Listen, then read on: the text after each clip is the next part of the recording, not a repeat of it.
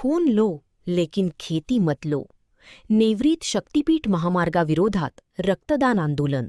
शक्तीपीठ महामार्ग रद्द करण्याच्या मागणीसाठी नेवरी गावातील शेतकऱ्यांनी आज शुक्रवारी दिनांक 17 अनोखे आंदोलन छेडत रक्तदान शिबिराचे आयोजन केले.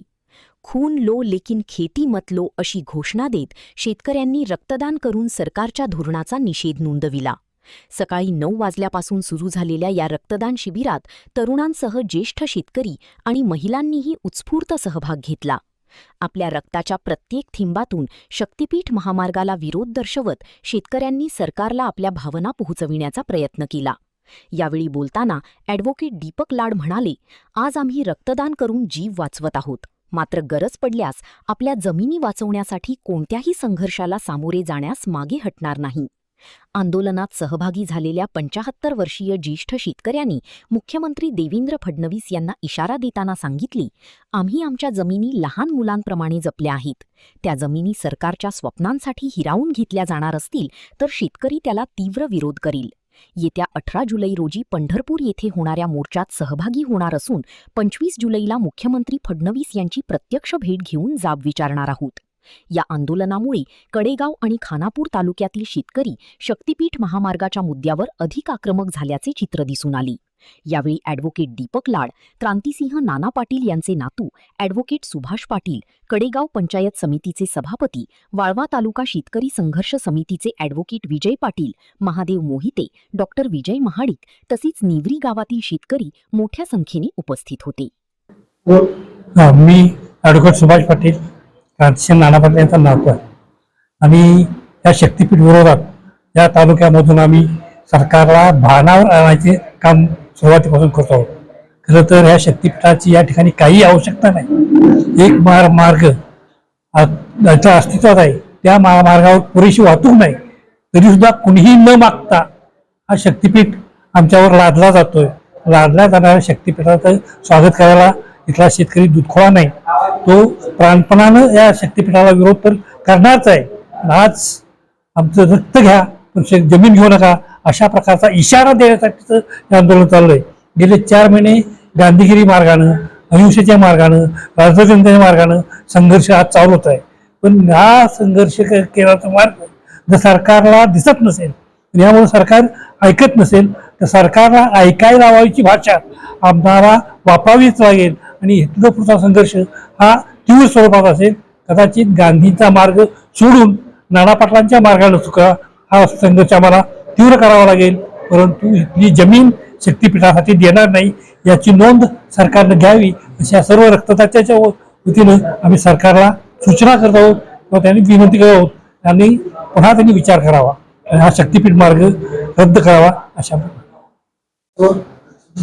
खरं तर सांगायचं म्हणजे पलूस, कडेगाव आणि काही तालुक्यातल्या जमिनी शक्ती महापीठ मध्ये जाते त्या, पण त्याची काही गरज नाही. आम्हाला गेले 4 महिने झाले ह्या शांततेत लढा आहे की बाबांनो सरकारला आमची विनंती आहे, वारंवार विनंती आहे की आम्हाला ह्या शक्तीपीठाची काही गरज नाही, आमचा शेतकरी वाचला पाहिजे आहे. म्हणून साठी आम्ही शांततेत आत्तापतोर सगळ्या कायद्याला धरून आणि जे नियमात बसेल या सगळ्या विचार करून त्या पद्धतीने आम्ही आंदोलन केले. पण इथून मोहन येणाऱ्या काळामध्ये जर सरकारनं जर जबरदस्ती केली तर दीपक भाऊ तुम्ही जे सांगशील ते ह्या समाज करायला तयार आहे. आणि हा समाज इतका म्हणजे ही झालेला आहे की असा भावनिक झालेला आहे की आम्हाला ही काही गरज नाही. अक्षरशः म्हणजे रक्ताचं पाणी केलं ना, आज शेवटच्या टप्प्यात म्हणजे रक्तदानही केलंय. त्यातून जर सरकारला जाग येत नसेल तर जशाची तशी जागेला त्या जागेवर उत्तर देण्याची ताकद आपण ठेवणार आहे. आणि दीपक भाऊ ज्या पद्धतीने तुम्ही ह्या समाजाला आव्हान करशील त्याच पद्धतीनं समाज पूर्णपणे पाठिंबा आणि ताकदीनं उठल्याशिवाय राहणार नाही. हीच विनंती आहे सरकारला. एवढ्या सरकारनं ओळखून घेऊन हा शक्तीपीठ रद्द करावा ही सरकारला विनंती आहे. शक्तीपीठ रद्द व्हावा म्हणून आज नेवरी ग्रामसेवकांना या शक्तीपीठ सगळ्यांच्या वतीनं आज हे रक्तदान आंदोलन केलेलं आहे. खरं तर या शक्तीपीठची काही गरज नसताना हा सरकारनं म्हणजे अन्यायकारक असं या शेतकऱ्यांच्यावर असा हा रस्ता आखलेला आहे. खरं तर नेवरीमध्ये आज 3 हायवे जातात. विटाकाड हायवे असेल, विटा सातारा हायवे असेल आणि यांचं शक्तीपीठ. त्यामुळे लाखो म्हणजे एकर जमीन ही शेतकरी महाराष्ट्रात जातेच, 1000 एकर जमीन जातेच. पण नेवरीमध्ये जवळजवळ 600-700 एकर जमीन जात आहे. हा नेवरीमध्ये फार मोठा झालाय, पण शक्तीपीठ हा गरज नसताना आज बघितलं तुम्ही, आज पंढरपूर जायचं म्हटलं तर वारीला आमचा एक 1.25 तास माणूस पोहोचतोय, तुळजापूर जायचं म्हटलं तरी 1-2 तास माणूस पोहोचू शकतोय, ज्योतिबा जायचं म्हटलं तरी तासाबरोबर पोहोचतोय. सगळे रस्ते प्रशस्त असताना हा शक्तीपीठ काही गरज नसताना हा शेतकऱ्यांच्यावर हा कोणत्या तर उद्योगपतींना मदत करण्या हेतून हा शेतकऱ्याचा अन्याय करून हा सरकारने केला उद्योग आहे आणि तो रद्द व्हावा यासाठी आज नेवरी गावामध्ये रक्तदान घेऊन आंदोलन मोठ्या प्रमाणात केलेलं आहे. रक्तदान उत्स्फूर्तपणे लोकांनी केलेलं आहे. हे जे सरकारने दखल घ्यावी, नाहीतर हे रक्त शोषणाऱ्या सरकारची आम्ही आमच्या पद्धतीनं पुढचं आंदोलन आम्ही करू. आज दीपक लाड आमचे दीपकला मित्र असतील, आज त्यांचे सहकारी असतील, यांनी करतेच, पण आज प्रत्येक तळागाळातला माणूस सुद्धा ह्याच्यामध्ये उतरून ही मोठी ठिणगी आहे, आज मध्ये याचा मोठा भडकाशिवाय राहणार नाही या दृष्टीने आम्ही आज हे सांगत आहोत. नमस्कार, मी अमोल तुकाराम धनवडे बाळवणी. आमची शक्तीपीठामध्ये जवळपास 1.5 एकर जमीन जात आहे. या अगोदर ताकारी योजनेमध्ये 2-2.5 एकर जमीन काळी सुपी एकदम जमीन गेलेली आहे आणि आता जी राहिलेली 1.5 ते 2.25 एकर आहे, त्याची 1.5 एकर जर जमीन गेली तर यामध्ये आम्ही पूर्णपणे भूमिहीन होणार आहे. त्याचबरोबर माझे या ठिकाणी एक मित्र आहेत, अंध आहेत, त्यांना 2 मुलं आहेत आणि त्यांची राहिलेली जमीन आहे ती देखील आता जाणार आहे आणि ती जर जमीन गेली तर त्यांचं तर आयुष्य त्यांनी खडतरीमध्ये घालवलंच. त्याचबरोबर त्यांच्या मुलांच्या भवितव्याचा काय विषय आहे, त्यांचा असेल किंवा कोणत्याही शेतकऱ्या मुलांचा विषय असेल तर तो भवितव्याचा काय विषय आहे. म्हणजे पूर्णपणे देशोधडीला शेतकरी लागणार आहे, भूमिहीन तर होणारच आहे आणि भविष्यामध्ये त्यांच्या पिढ्यांनी काय करायचं असं मला सरकारला सवाल आहे. त्यामुळे कोणत्याही परिस्थितीमध्ये शक्तीपीठ रद्द करावा अशी माझी मागणी आहे. रक्तदान आंदोलन, होय, रक्तदान आंदोलन आणि तेही शक्तीपीठ महामार्ग विरोधात रक्तदान आंदोलन. आज नेवरी तालुका कडेगाव येथे शेकडो शेतकरी आपलं शरीरातलं रक्त देऊन शक्तीपीठ महामार्ग रद्द करावा अशा वेदना सरकारपर्यंत पोहोचवत आहेत. उद्या शक्तीपीठ महामार्ग रद्द नाही केला तर आम्ही आमचं रक्त सांडायला देखील तयार आहोत.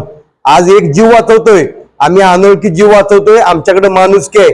शेतकरी हा नेहमीच बळीराजा म्हणून सन्मानित केलाय, परंतु या बळीराजाला पाताळ्यात काढण्याचं काम इथलं सरकार करतंय. म्हणून आम्हाला खऱ्या अर्थानं वेदनेचा प्रश्न आम्हाला रक्त देऊन विचारायचा आहे. सकाळी 8 वाजल्यापासून तुम्ही शेतकरी बघितले तर रांगा लावून रक्तदान करतायत. एखाद्या नेत्याला सुद्धा हे भाग्य लाभत नाही, त्यांच्या वाढदिवसाला रक्तदान करायला धरून माणसांना यावी लागतात. परंतु आमचा शेतकरी बिन सांगता माझी काळी आहे आणि शेती वाचवण्यासाठी संघर्ष करतोय. हा संघर्ष आजच्या दिवसापुरता मर्यादित नाही तर मागच्या 4 महिन्यापासून हा संघर्ष वाळवा, कडेगाव, खानापूर आणि पलूस तालुक्यातले हे 4 तालुके सख्या भावाप्रमाणे एक दिलाने लढतायत आणि सांगतायत की शक्तीपीठाचं भूत आमच्या मानगुडीवरती लादू नका, नसेल तर तुमच्या सत्तेची मस्ती या ठिकाणी या भूमीतच उतरवली जाईल. या ठिकाणी नेवरी पासून गोगाव पर्यंत पायी चालत गेलो, आत्मक्लेश केला, शक्तीपीठ शेतकऱ्यांच्या भावना जाणल्या. अनेक माता भगिनी आमच्या गळ्यात पडून रडतायत की आमच्या जमिनी वाचवल्या पाहिजेत. काही लोकांनी विष प्राशन केलं, अनेक लोकांना ह्या ठिकाणी अटॅक आले. अशा पद्धतीच्या वेदना आम्ही सरकारला सांगतोय. या ठिकाणी आज सकट काका आहेत, ते सांगतायत की देवेंद्र फडणवीस आम्हाला फाशी घ्यायला परवानगी द्या, आम्ही मंत्रालयात येऊन या ठिकाणी फास घेऊ. परंतु जर तुम्हाला ह्या वेदना दिसत नसतील, तुमच्या कानात कापसाचे बोळे असतील तर आम्हाला ह्या ठिकाणी प्रति सरकारच्या भूमीत आमच्या वारसदारांनी रक्त इंग्रजांच्या विरोधामध्ये सांडलंय. मग आम्हाला देशासाठी आम्ही कुंडलो लेकिन खेती मतलो असा नारा देतोय अभिमानानं. परंतु उद्या नाईलाज झाला, शक्तीपीठची जर ह्या ठिकाणी जुलमी तुम्ही या ठिकाणी भूमिका घेतली, इंग्रजांच्या पेक्षा जर जुलमी कायदा तुम्ही वापरला तर इंग्रजांची सत्तेची मस्ती या ठिकाणी सुभाष बापूंचे आजोबा क्रांतिसिंह नाना पाटलांनी उतरवलेली आहे. त्यामुळे आम्ही त्यांचे वारसदार आहोत. सरकार शक्तीपीठ महामार्ग रद्द करा, अन्यथा हे आंदोलन तुम्हाला परवडणार नाही. तुमची सत्तेची नशा या नेवरी भूमीतून आम्ही उतरू एवढी या ठिकाणी आम्ही भूमिका व्यक्त करतोय. आणि तुम्ही आलेले रक्तदाते ह्या महाराष्ट्राला दाखवा.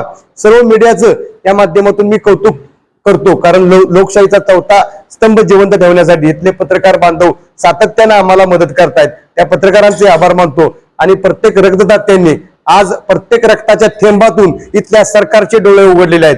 इथला प्रत्येक शेतकऱ्याचा रक्ताचा थेंब सांगतोय की शक्तीपीठ शेतकऱ्यांच्या उरावरून नेऊ नका, शेतकरी मरेल, शेतकरी आत्महत्या करेल, हे रक्त सांगतंय. त्यामुळे या रक्तातून सुद्धा तुम्ही जाणीव घेतली पाहिजे आणि तुमचे डोळे उघडले पाहिजेत, अशी भूमिका या ठिकाणी आहे. आंदोलन हे जोपर्यंत शक्तीपीठ महामार्ग रद्द होत नाही तोपर्यंत आम्हाला करावं लागेल. आतापर्यंत आमचा गांधीगिरी आंदोलनाचा मार्ग होता, तो आता येणाऱ्या काळामध्ये आम्हाला नेवरीतून येणाऱ्या काळामध्ये आक्रमक भूमिका घ्यावी लागतील.